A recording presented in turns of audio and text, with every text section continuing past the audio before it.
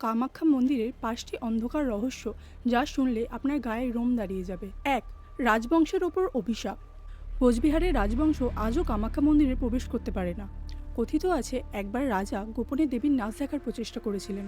দেবী রাগান্বিত হয়ে অভিশাপ দেন, যদি তার কোনো বংশধর মন্দিরের চূড়ার দিকে তাকান বা মূর্তির দিকে তাকান তাহলে তার বংশ ধ্বংস হয়ে যাবে। আজও সেই রাজপরিবারের কেউ এই পাহাড়ের দিকে তাকান না। ২.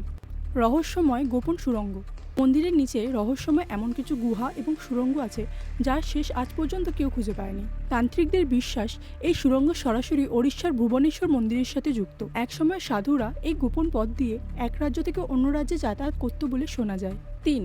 নরবলির গোপন ইতিহাস। অনেকেই জানেন না যে কামাখ্যা মন্দিরে ১৮৩২ সাল পর্যন্ত নরবলি প্রথা সরাসরিভাবে প্রচলিত ছিল। কিন্তু রহস্যের বিষয় হলো আজও অম্বুবাচীর গভীর রাতে মন্দিরের কোনো এক নির্জন কোণে তান্ত্রিকেরা নরবলির আচার পালন করে বলে শোনা যায়। মন্দিরে একটি বিশেষ খড়গ আছে যা দিয়ে এককালে বলি দেওয়া হতো। জনশ্রুতি আছে যে অম্বুবাচীর ৩ দিন যখন মন্দির বন্ধ থাকে তখন মাঝরাতে সেই খড়গ থেকে অদ্ভুত আওয়াজ বা কান্নার আওয়াজ পাওয়া যায়। ৪. রক্তবস্ত্রের অলৌকিকতা।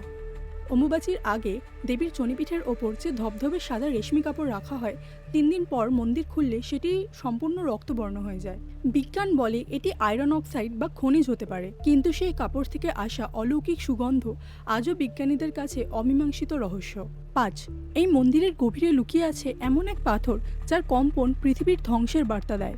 আপনি কি বিশ্বাস করেন এগুলো শুধুই কাহিনী, নাকি এর পেছনে লুকিয়ে আছে কোনো অলৌকিক শক্তি?